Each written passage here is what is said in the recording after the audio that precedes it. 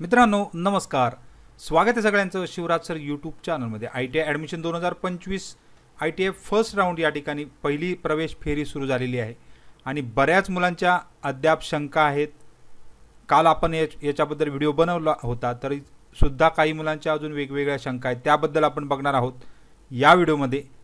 आणि बरेच जण विचारतात की बेटरमेंट ऑप्शन असतो का, ITIच्या राऊंडमध्ये कोणत्याही बेटरमेंट ऑप्शन असतो का, त्याचबरोबर पुढच्या राऊंडसाठी ऑप्शन फॉर्म जो आहे तो कधी भरता येईल आणि पुढचा राऊंड कधी आहे याच्याबद्दल सुद्धा बरेच जण विचारत आहेत। म्हणजे दुसरा राऊंड कधीपासून सुरू होणार आहे याच्याबद्दल सुद्धा विचारतात। जाऊ डायरेक्ट डिटेल व्हिडिओकडे।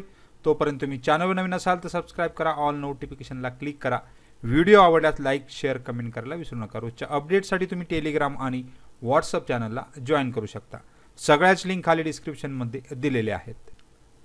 कमेंटकडे जाण्यापूर्वी यूट्यूब चॅनलला या ठिकाणी शिवराज सर ITI यूट्यूब चॅनलला अपडेट टाकलेले असतात, त्याचबरोबर जे काही तुमच्या शंका असतात त्याबद्दल आता बऱ्याच मुलं विचारते फी किती लागणार आहे, त्याचा सुद्धा व्हिडिओ 2 दिवसापूर्वी अपलोड केलेला आहे।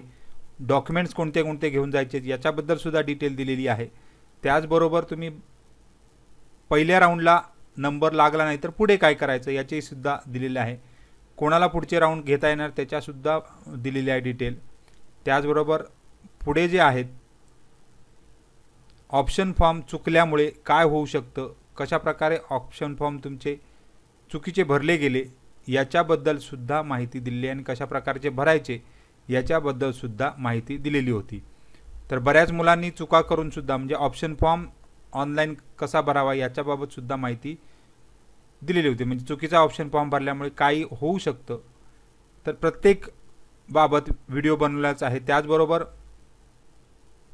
इथे प्रशिक्षण प्रतिपूर्ती योजनेसाठी जो काही व्हिडिओ आहे त्यामध्ये IMCच्या सीट, प्रायव्हेट ITIच्या सीट यांची फी माफी कशा प्रकारे होऊ शकते याबद्दल सुद्धा दिलेली आहे। तर आपण जाऊ डायरेक्ट कमेंट्सकडे।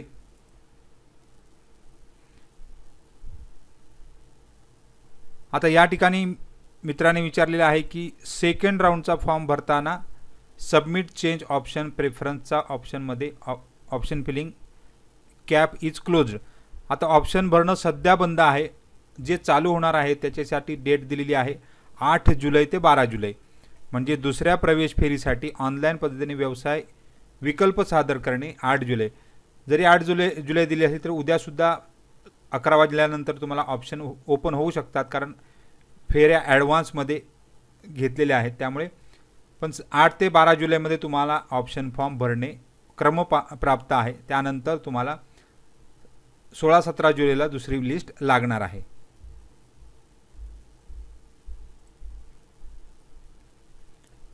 तर साधारण तुम्ही 8 ते 12 मध्येच ऑप्शन फॉर्म भरायचे आहेत। कॉलेज चेंज करता येईल का असं विचारले आहे। तर कॉलेज म्हणजे त्या ठिकाणी तुम्हाला जर कॉलेज एखादे लागलं असेल तर त्या ठिकाणी चेंज होत नाही, त्याच कॉलेजमध्ये कंटिन्यू तो कोर्स पूर्ण करावा लागतो। परंतु जर तुम्हाला ट्रेड अद्याप जर पहिला ट्रेड सोडून दुसरे ट्रेड लागले असतील, म्हणजे तुम्ही पहिला प्रेफरन्स सोडून जर दुसरे प्रेफरन्स लागले असतील तर अजूनही थांबू शकता।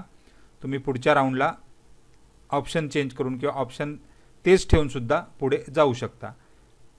अनिकेत साहेबांचं म्हणणं आहे की सर माझा नंबर लागला बट त्यात ट्रेड नको आहे, तर नको असलेला ट्रेड टाकणे हा ऑप्शन भरणं चुकीचा भरलेला आहे असं मला तरी वाटतंय। तुम्हाला नको असता तुम्ही त्या ऑप्शनमध्ये टाकताच कामा नाही होते। आता जर तो ट्रेड तुमचा जर आहे 1 नंबरच्या पुढचा असेल, म्हणजे 2 ते पुढचे ऑप्शन असतील, तर तुम्ही मात्र त्या ठिकाणी पुढच्या राऊंडसाठी थांबू शकता।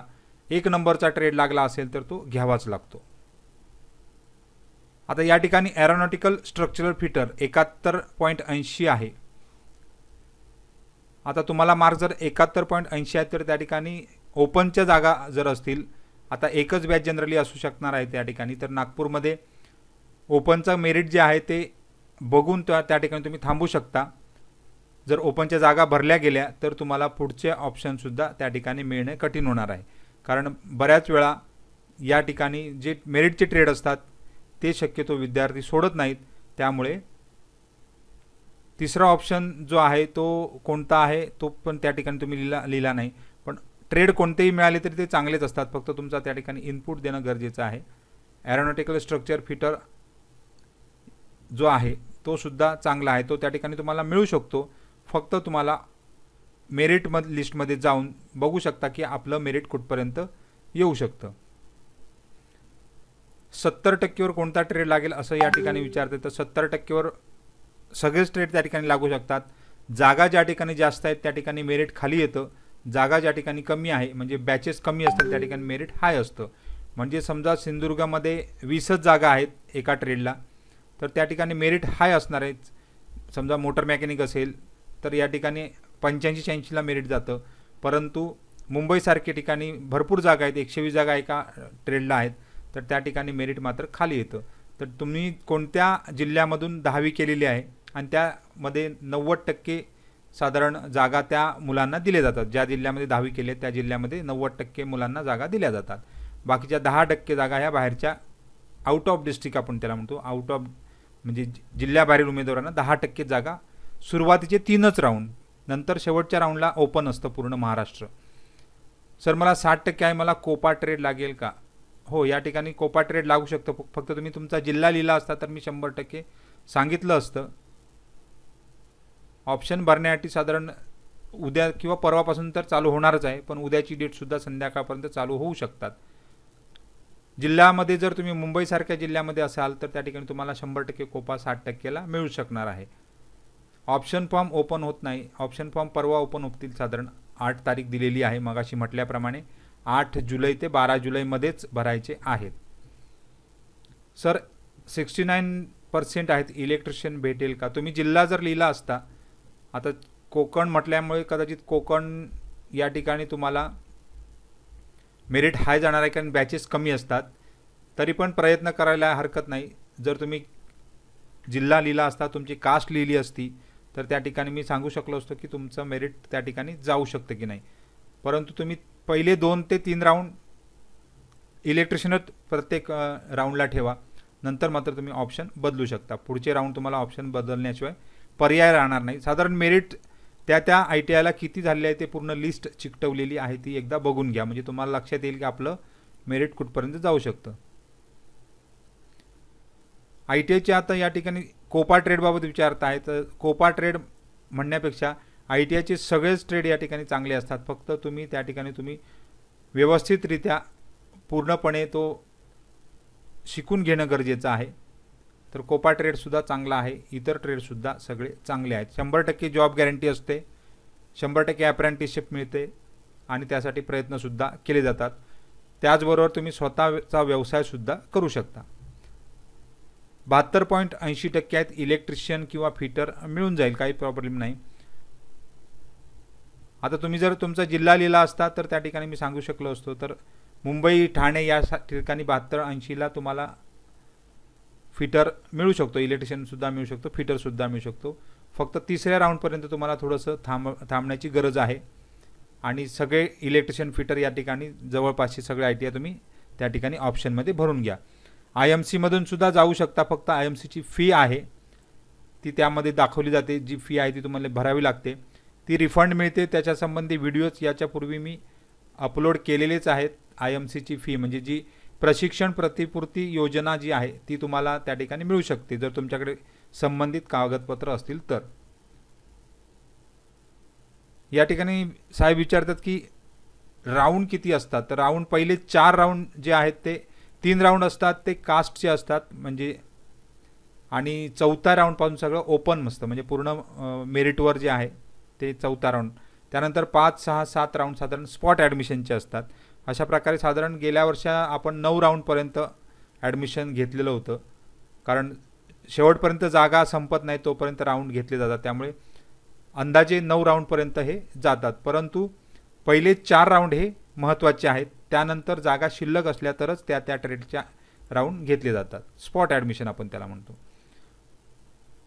आता या ठिकाणी ऑप्शन डिलीट करायची गरज नाही, ॲटोमॅटिकली ऑप्शन डिलीट होतात किंवा तुम्ही ते त्या ठिकाणी बदलू शकता. ऑप्शन बदलण्यासाठी तुम्हाला 8 ते 12 तारीख ही दिलेली आहे, त्यामुळे त्यावेळी तुम्ही ऑप्शन बदलू शकता किंवा डिलीटसुद्धा करू शकता. सेकंड राऊंडचा फॉर्म भरताना सबमिट चेंज ऑप्शन, हां हे साधारण 8 किंवा 8 ते 12 तारीखला सुरू होणार आहेत ऑप्शन फॉर्म. त्यामुळे बऱ्याच जणांच्या शंका ह्याच आहेत की ऑप्शन फॉर्म कधी सुरू होतील, तर 8 ते 12 मध्ये होतील. उद्यासुद्धा एकदा ट्राय करा, उद्यासुद्धा होऊ शकतात, अपडेट मी देणारच आहे. कोपाला लास्ट 63 NTC मध्ये आहे. सेकंड राऊंडला भेटेल का? कोपाला लास्ट 63 NTC मध्ये मेल फिमेल नंबर लागला आहे. सर मला सेकंड राऊंडला हा मिळू शकतो, 100% मिळू शकतो या ठिकाणी. सेकंड नाही तर तिसऱ्या राऊंडला तुम्हाला 100% कोपाचा मिळूच शकणार आहे. फक्त जिल्हा तुम्ही लिहिला असतं तर मी परफेक्ट सांगितलं असतं, पण जर तुम्ही मुंबई ठाणे या ठिकाणी ट्राय करत असाल तर तुम्हाला कोपा मिळून जाईल, काहीच अडचण येणार नाही. सर जो ट्रेड चाहिए था वो ट्रेड मिल गया, लेकिन जो कॉलेज चाहिए था नहीं मिला. आता यांना कॉलेज मिळालं नाही, परंतु जवळपासचे कॉलेज होते. मी पहिल्या व्हिडिओमध्ये पण सांगितलं की तुम्ही ऑप्शन टाकताना तुमचे पसंतीचे ट्रेड आणि पसंतीचे कॉलेज पहिले 2 राउंड टाका. म्हणजे तुम्ही आप ऑप्शन भरते समय जो कॉलेज था वही भरना था. अभी क्या आपको अगर कन्वीनियंट है तो आप वो एडमिशन ले लो, और 1 नंबर का ट्रेड मिल गया तो वो एडमिशन ले लो, नहीं तो आप रुक सकते हो. तुम्ही थांबू शकता या ठिकाणी, दुसऱ्या पुढच्या राऊंडसाठी या ठिकाणी थांबू शकता. जर तुमचा पहिला ऑप्शन नसेल तरच थांबायचं आहे. पहिला ऑप्शन मात्र लागला असेल तर घ्यावा लागतो. जर आपल्या पहिल्याच लिस्टला कॉलेज लागलं असेल तर कॉलेज नको असेल, दुसऱ्या लिस्टला नाव लागेल का? नाव येणारच आहे. फक्त तुम्ही जर पहिला, आता मगाशी म्हटल्याप्रमाणे, जर तुमचा पहिलाच ऑप्शनमधला पहिलाच ट्रेड लागला असेल ऑप्शन फॉर्ममधला, तर तुम्हाला मात्र तो घ्यावाच लागतो. अन्यथा तुम्ही त्या पूर्ण मेरिट लिस्टच्या बाहेर, म्हणजे 4थ्या राऊंडपर्यंत बाहेर जाता. 5व्या राऊंडला तुम्हाला परत एकदा आत घेतलं जातं. त्यामुळे शक्यतो फर्स्ट ऑप्शन लागला असेल तर तो घ्यावाच लागतो. म्हणजे एक प्रकारचा फ्रीज असतो. आता बरेच जण बेटरमेंट असतं असं विचारतं. बेटरमेंट या ठिकाणी कोणत्याही प्रकारे नाही आहे. तर तुम्हाला ITIमध्ये जो राऊंडला लागला 2 ते 100 मध्ये तुम्ही थांबू शकता, आणि पहिलाच लागला असेल तर घ्यावाच लागतो. 7 जुलैला असलेली लिस्ट, हां या ठिकाणी जी लिस्ट 7 जुलैला होती ती ॲडव्हान्समध्ये 5 जुलैलाच आलेली आहे. त्यामुळे 5 जुलैपासून ॲडमिशन सुरू केलेले आहे. ॲडव्हान्समध्ये तुम्हाला ॲडमिशन आता सुरू झालेले आहे. त्यामुळे ॲडमिशन घेऊन टाका. ज्यांना ॲडमिशन मिळाले त्यांनी ॲडमिशन लवकरात लवकर घेऊन टाका. मला इलेक्ट्रिशियन आणि फिटरला ॲडमिशन लागू शकतो का सेकंड राऊंडला? तुम्ही डिटेल थोडी दिली असते तर मी सांगू शकलो असतो किती पर्सेंटेज आहेत किंवा तुमचं कास्ट कोणती आहे. इलेक्ट्रिशियन फिटर सगळ्यांना लागू शकतो, काहीच प्रॉब्लेम नाही. जर तुमचे मेरिट थोडंसं हाय असेल 60-70% तर 100%. आणि जागा ज्या जिल्ह्यातून तुम्ही आहात, जर तुम्ही ठाणे मुंबई असेल तर त्या ठिकाणी 60-70% इलेक्ट्रिशियन फिटर ओपनचा असतो. सेकंड राऊंडचे ऑप्शन भरण्यासाठी कधी चालेल? सेकंड राऊंड साधारण 8 तारीखला म्हटले आहे. उद्यासुद्धा संध्याकाळपर्यंत चालू होण्याची शक्यता आहेच. ST कॅटेगरीमधून फॉर्म भरला आहे, जनरलमधून नंबर का लागला असा फीज पण घेण्यानुसार द्यावी लागेल का? तुम्ही ST कॅटेगरीतून भरला असेल तर तुम्ही फॉर्म भरताना चुका केली असणार. मी मागे पण सांगितलं होतं की तुमचा जर फॉर्म चुकला असेल तर तुम्ही तो मेरिट नंबर तुम्ही एकदा ज्यावेळी चेक करणार, आता मागे एक व्हिडिओ टाकला होता, तुमचे मेरिट नंबर चेक करून घ्या, ज्यावेळी लिस्ट आली होती त्याचवेळी व्हिडिओ टाकला होता. आणि तुमची जर चूक झाली आहे तर ती कधी बदलायची याबद्दल सुद्धा डिटेल दिलेली होती. आता इथे प्रोव्हिजनल मेरिट लिस्ट आल्यानंतर एक व्हिडिओ अपलोड केला होता. प्रोव्हिजनल मेरिट लिस्ट बघून घेऊन तक्रार किंवा काही बदल असेल तर करून घ्या असं त्या ठिकाणी म्हटलं होतं. तुम्ही त्या ठिकाणी करणं गरजेचं होतं.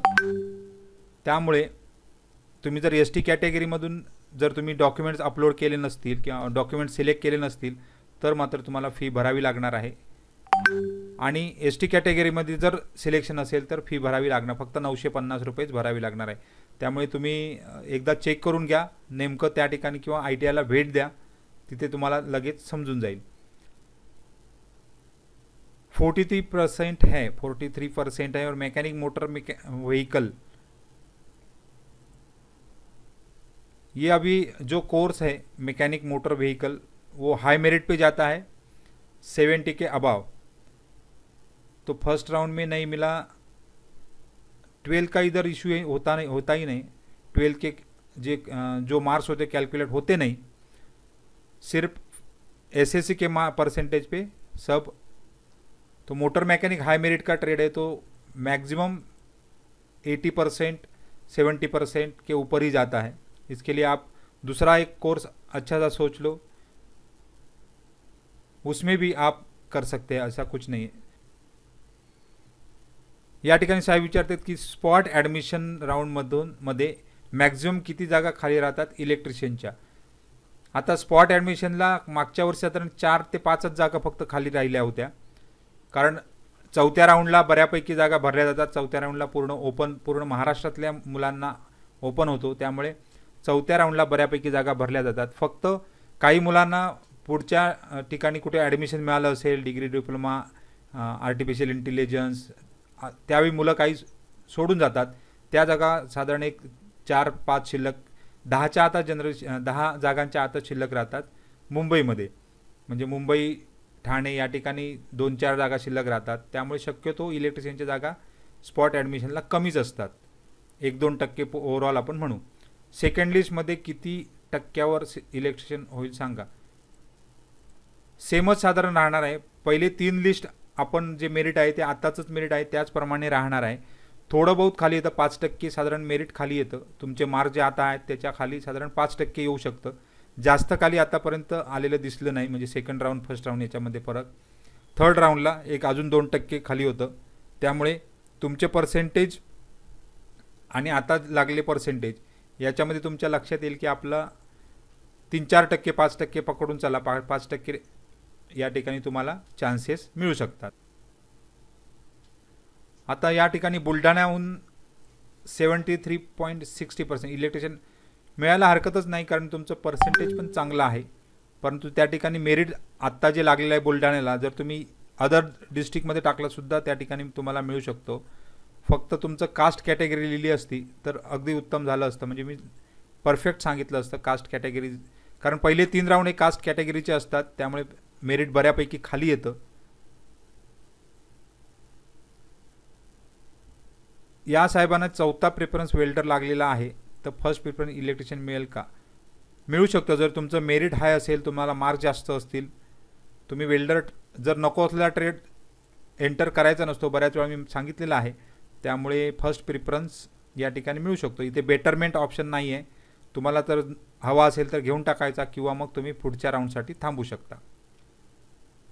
पहिल्या ट्रेडला लागलेला आहे या ठिकाणी, परंतु मला नाही करायचं आहे।